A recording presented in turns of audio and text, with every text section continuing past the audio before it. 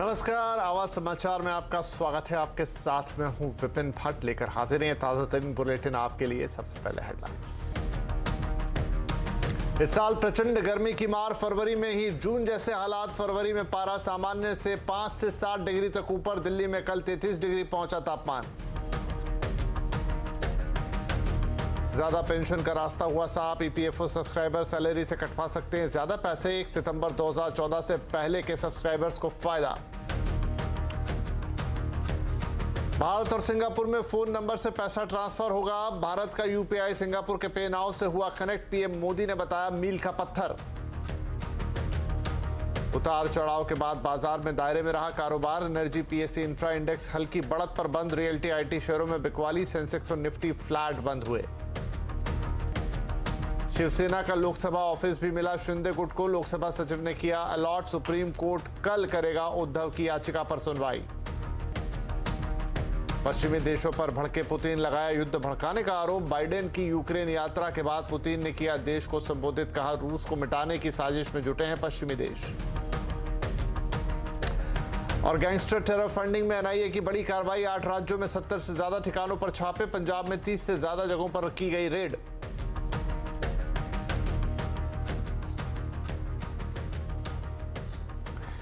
EPFO यानी भविष्य निधि के खाता धारकों के लिए अच्छी खबर है। रिटायरमेंट के बाद ज्यादा पेंशन का रास्ता साफ हो गया है। ईपीएफओ ने नया सर्कुलर जारी कर हायर पेंशन के तौर तरीके तय कर दिए हैं। इसमें एम्प्लॉय पेंशन स्कीम यानी ईपीएस के सब्सक्राइबर्स को ज्यादा पेंशन के लिए कंट्रीब्यूशन बढ़ाने का ऑप्शन मिला है।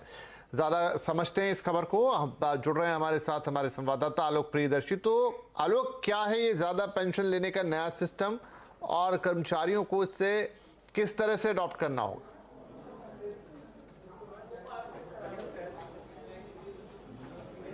जी आलोक। देखिए, अभी तक जो कर्मचारी अपना पैसा ईपीएफ में जमा करते थे उसमें ये नियम था कि चाहे वो कितना भी जमा करें, लेकिन अगर 15,000 रुपये से ज़्यादा है तो वो एम्प्लॉयज़ जो पेंशन स्कीम है उसमें कंट्रीब्यूशन में नहीं जाता था।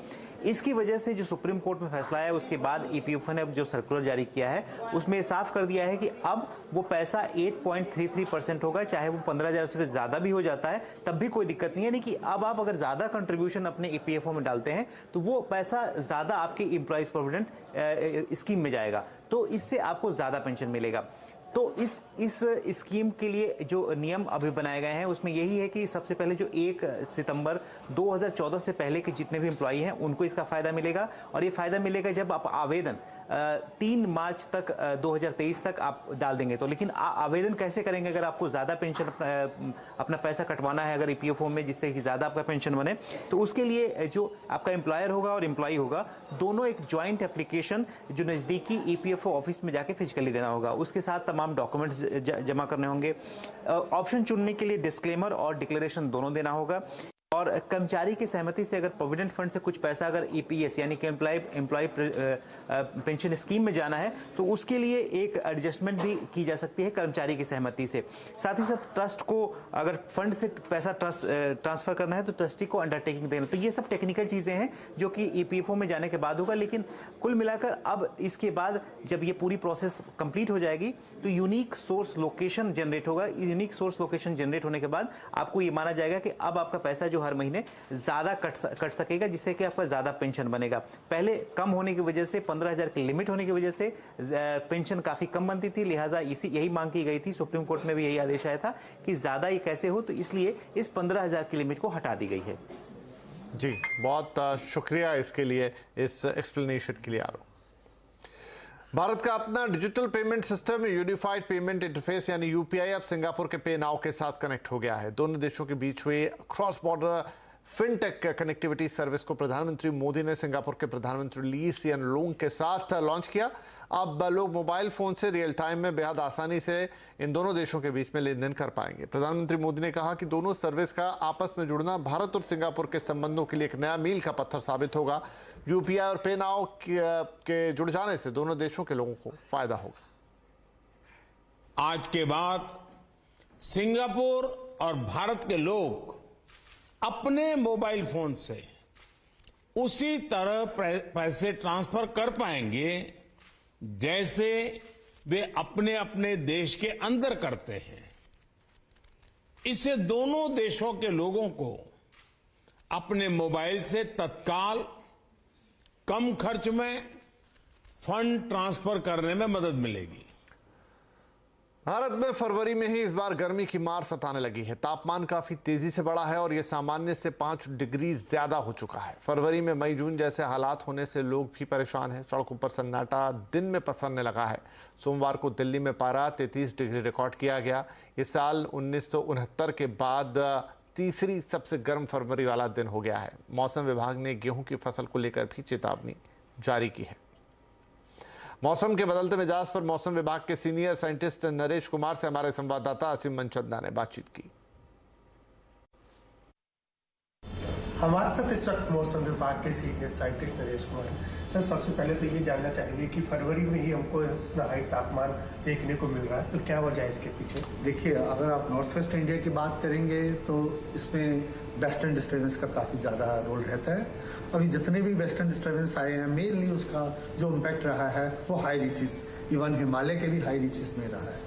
तो उसके कारण क्या है कि जब भी ये क्लियर स्काई रहता है, क्लाउड फ्री रहता है, तो उस समय टेम्परेचर जनरली बढ़ ही जाते हैं इस सीजन्स में।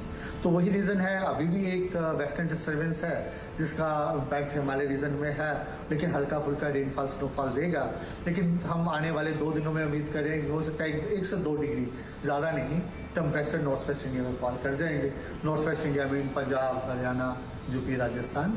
लेकिन अगर आप ओवरऑल बात करेंगे तो भी जो टेम्परेचर्स हैं जैसे अब नॉर्मल चल रहे हैं वैसे ही रहेंगे।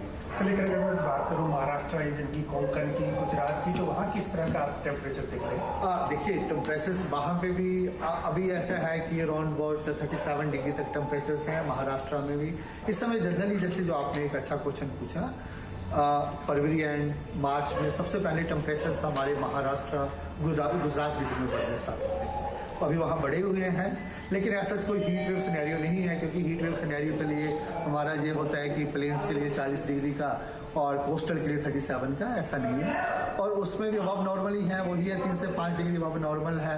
अप टू 37-38 डिग्री तक टेम्परेचर्स हैं, वैसे ही रहेंगे और ये 3 से 5 डिग्री अबव नॉर्मल ही रहेंगे। और आने वाले 4-5 दिनों में उसमें कोई ज़्यादा चेंजेस आने की अभी नहीं। सर, गेहूं को लेकर के भी आपने एक एडवाइजरी जारी की है किसानों के लिए, क्या है एडवाइजरी कहती है आपकी? एडवाइजरी यही की है कि उसके क्रॉप पे इम्पैक्ट पड़ सकता है। उसके लिए यही कहा है कि एडवाइजरी यही किया है कि लाइट इरिगेशन और जो वेजिटेबल प्लांट्स है उनके बीच की जो स्पेस है वो पत्तों से ढक सकते हैं। उस पे कारण क्या है कि जो मॉइस्चर्स है वो विल्डिंग रहे और जो टेम्परेचर भी ज़्यादा उससे ज़्यादा सूट न करे। और अब बात करते हैं बाजार की। उतार चढ़ाव के बाद बाजार में आज दायरे में कारोबार रहा। सेंसेक्स 19 अंक गिरकर 60,673 पर बंद हुआ। वहीं निफ्टी 18 अंक गिरकर 17,827 पर। एनर्जी, पीएससी, इंफ्रा इंडेक्स बड़ी हल्की बढ़त पर बंद हुए। रियल्टी और आईटी शेयरों में आज बिकवाली का दिन था।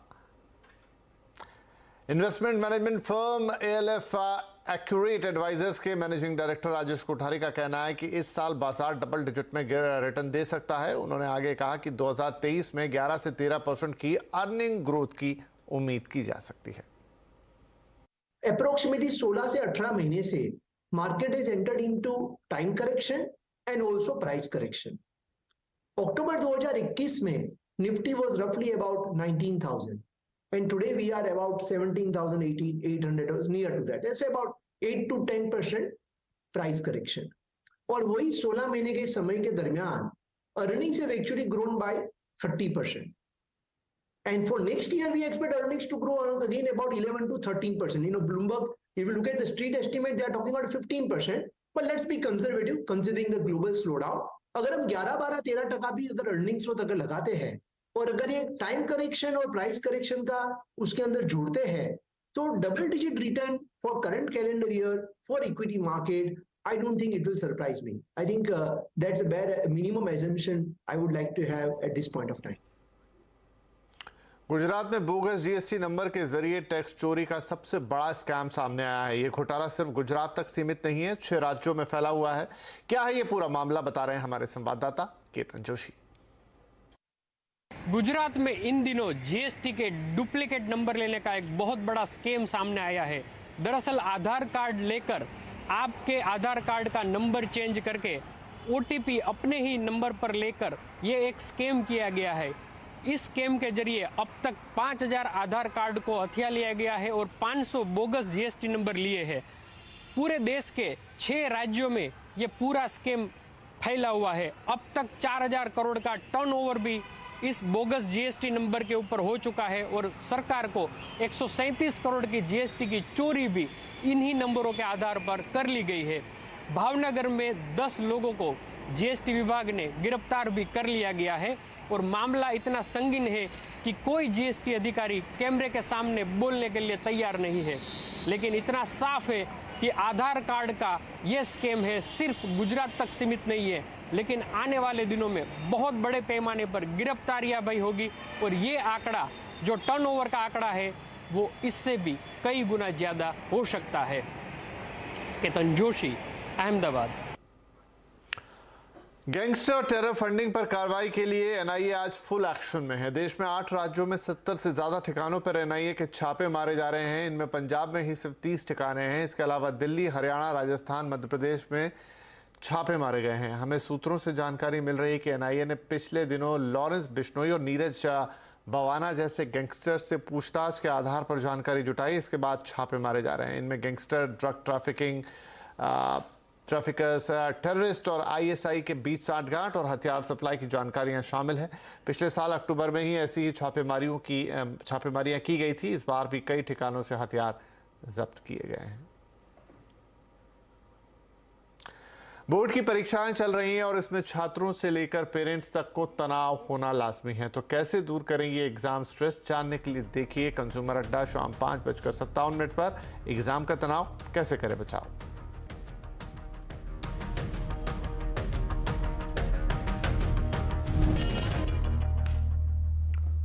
उद्धव ठाकरे को एक के बाद एक झटके लग रहे हैं। पार्टी का नाम और चुनाव निशान छिन जाने के बाद अब उनसे संसद का दफ्तर भी छिन गया है। चुनाव आयोग के फैसले के बाद संसद में शिवसेना का दफ्तर अब शिंदे गुट का हो गया है।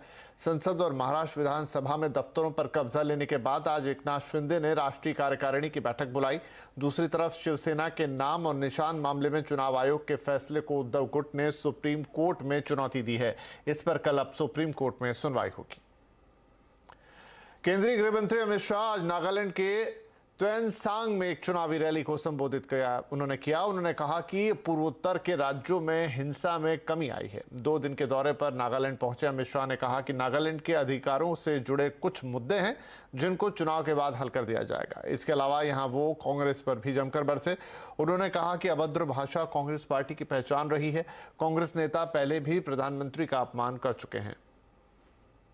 मुझे पूरा भरोसा है कि मोदी जी ने जो शुरुआत की है वो सफल होगी और नागालैंड में से हमेशा के लिए नागा संस्कृति, नागा भाषा, नागा वस्त्रभूषा और नागा के इतिहास के साथ यहां पर हम शांति प्रस्थापित कर पाएंगे।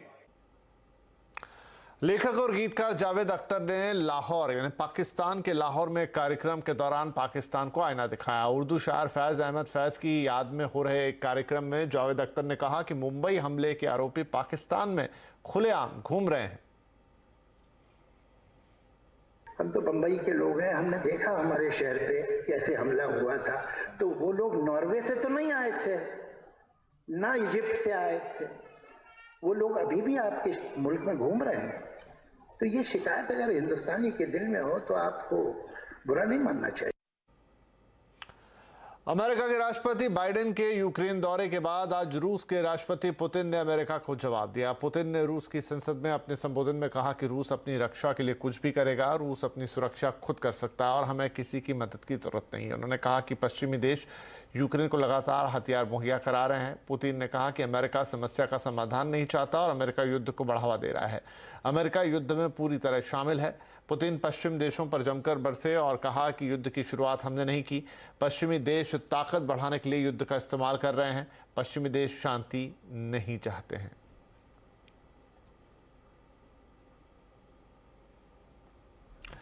तो इस बुलेटिन में फिलहाल इतना ही, लेकिन खबरों का सिलसिला CNBC आवाज पर लगातार जारी है और आप हमारे सोशल मीडिया प्लेटफॉर्म्स का भी इस्तेमाल कीजिए। खबरें जानने के लिए बस एक क्लिक पर मिलेंगी आपको ताज़ा और अपडेटेड खबरें। नमस्कार।